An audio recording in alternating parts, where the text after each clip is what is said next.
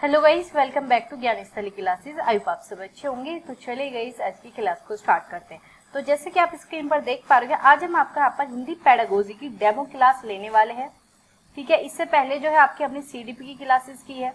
अगर आपने जाकर नहीं देखी तो उसके हमने आपका जो कोर्स लॉन्च किया उसकी कुछ क्लासेस जो आपको मिलने वाली है। ठीक है, और जो आपका कंप्लीट कोर्स है वो आपको पेड कोर्स में मिल जाएगा। लेकिन जहां तक है, जितनी भी मैं आपको क्लासेस प्रोवाइड करा सकती हूँ, आपको यूट्यूब पर फ्री में आपको क्लासेस प्रोवाइड की जाएगी, जो कि आपकी पेड क्लास की रहने वाली है।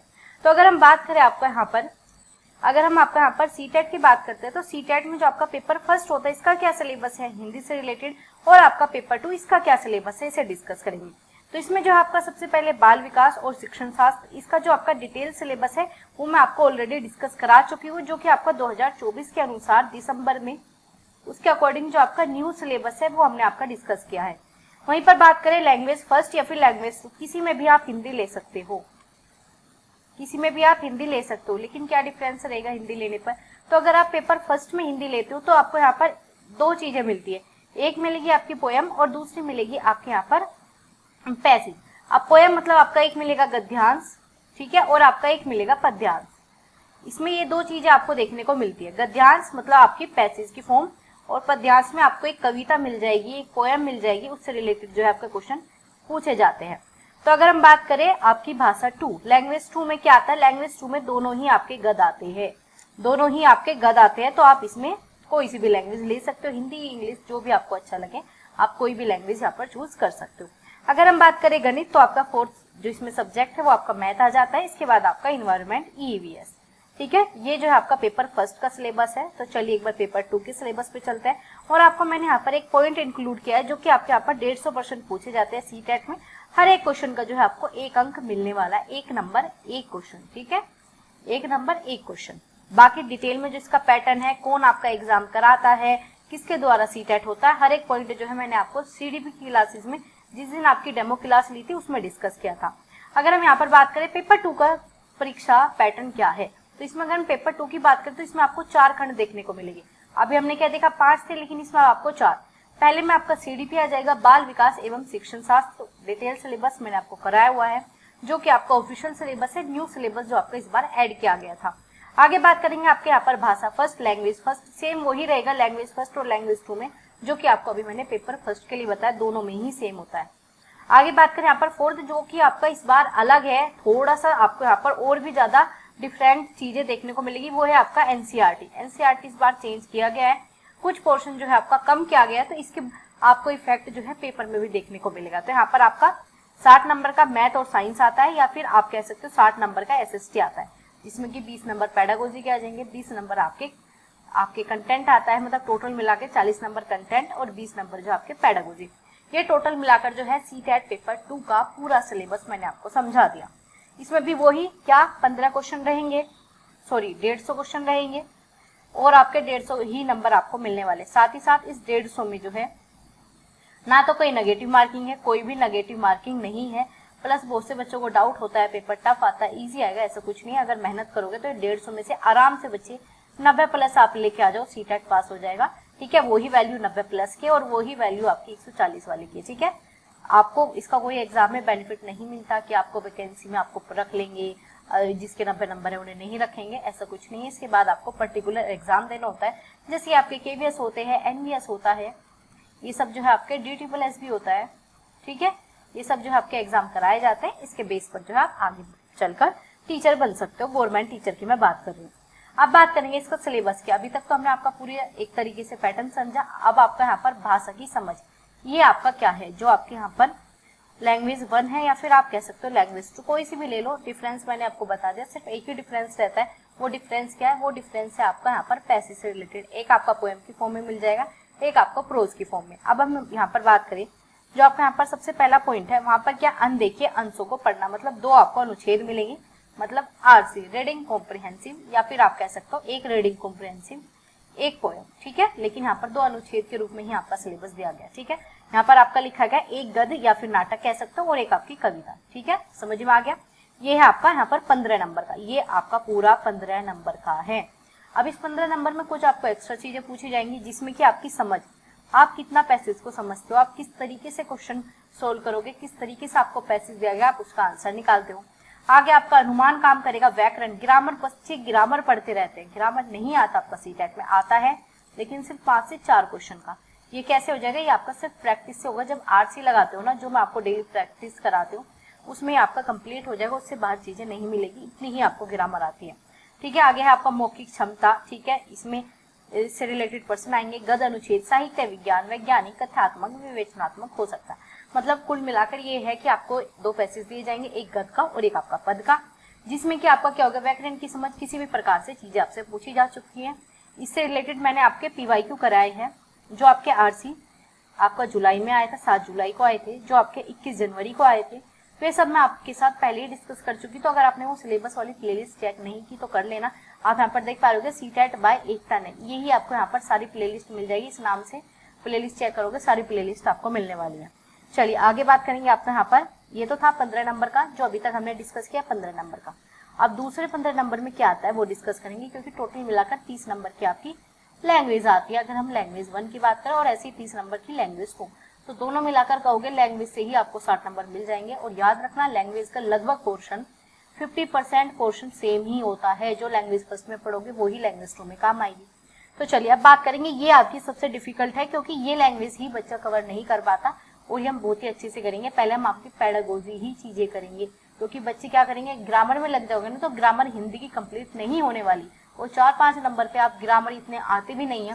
प्रैक्टिस करोगे, ग्रामर आपकी वहां से हो जाएगी, तो उस चीज को हम यहाँ पर ज्यादा ध्यान नहीं देंगे, हम उस चीज पे ध्यान देंगे जिससे आपका सीटेट पास होगा।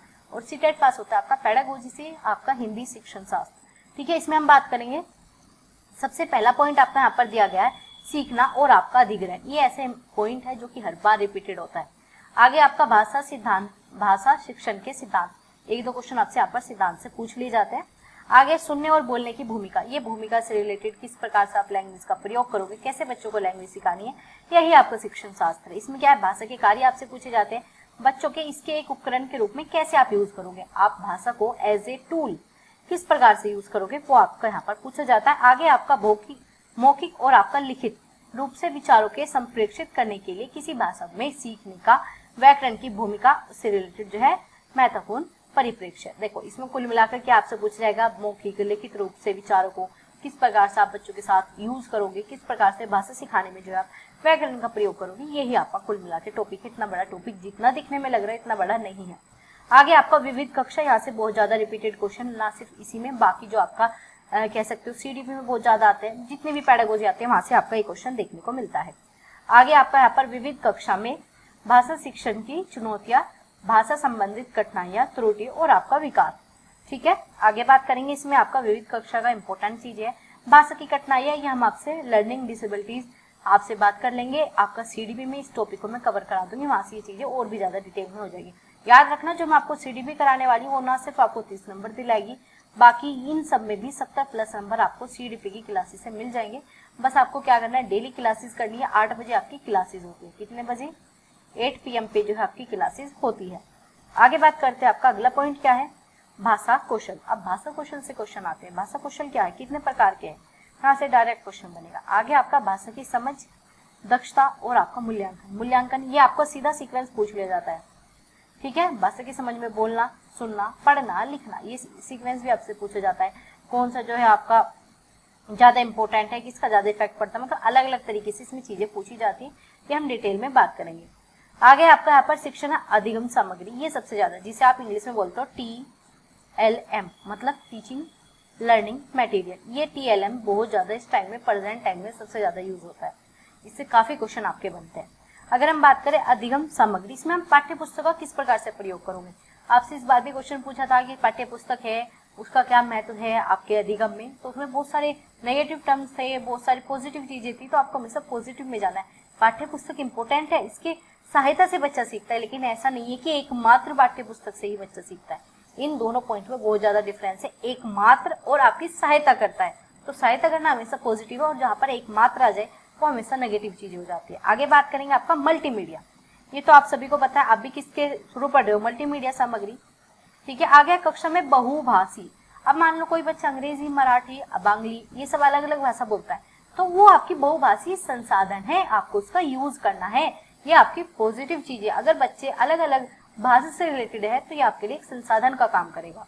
आगे बात करेंगे, आपका यहाँ पर है उपचारात्मक शिक्षण। उपचारात्मक मतलब उपचारात्मक से क्या समझते हो? बच्चों को किसी चीज में समस्या है, आप उसका समाधान करोगे और समाधान करने की प्रक्रिया को ही आपका उपचारात्मक कहा जाता है। मतलब उपचार दे रहे हो। मान लीजिए बच्चा जो है सही से लिख नहीं पाता, तो आप उसे लिखने में हेल्प कर रहे हो, उसे बता रहे हो जहाँ उसकी समस्या है। उसे दिखाई कम देता है, उसे पेन पकड़ना ही नहीं आता, क्या उसे प्रॉब्लम है? आप पहले उस प्रॉब्लम को जांच करोगे, उसके बाद जो आप उसका उपचार करोगे, जो आप उसे चीजें प्रोवाइड करोगे, वही आपका उपचारात्मक शिक्षण हो जाता है। ठीक है, तो ये आपका यहाँ पर सिलेबस था बी में कुछ और पॉइंट रह जाते हैं। ठीक है, अब आपका इसके अलावा भी कुछ पॉइंट है। क्या पॉइंट है? सबसे पहले तो पॉइंट यही आ जाता है, देखो 15 नंबर आपको यहाँ से मिलेंगे पेडागोजी से। और याद रखना, जितना ज्यादा इसके पीवाईक्यू कर लोगे, आपके पीवाईक्यू की क्लासेस में सारी कराऊंगी, पीवाईक्यू जितना ज्यादा कर लोगे, आपका यहाँ पर भाषा विकास का ऑटोमेटिक चीजें कवर हो जाएगी। मतलब शिक्षण शास्त्र, भाषा शिक्षण जो है यहीं से कंप्लीट हो जाएगा।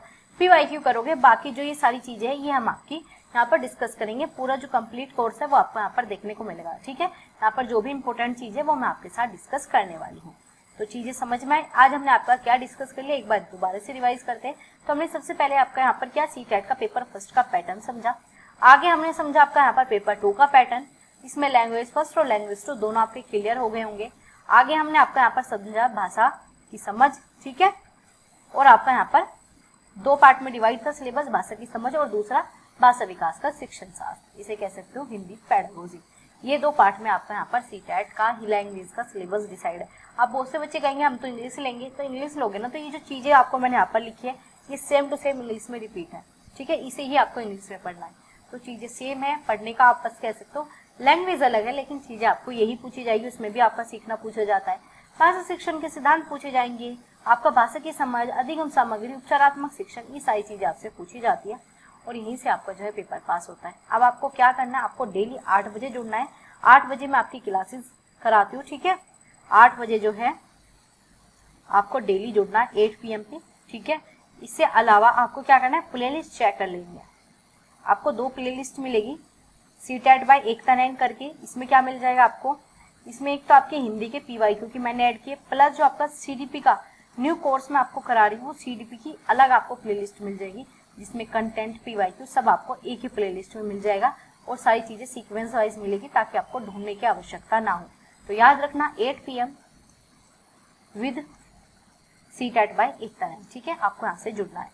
बाकी जो भी पेड कोर्स में एनरोल करना चाहता है, बहुत ही कम आपकी फीस रखी गई, 999 रुपये मात्र आपकी फीस है, आप इसे ज्वाइन कर सकते हो। ठीक है, इसमें जो है आपको क्या मिलेगा, इसमें जो है आपको पेपर 1 प्लस आपका पेपर 2 दोनों आपको यहाँ पर मिलने वाले हैं।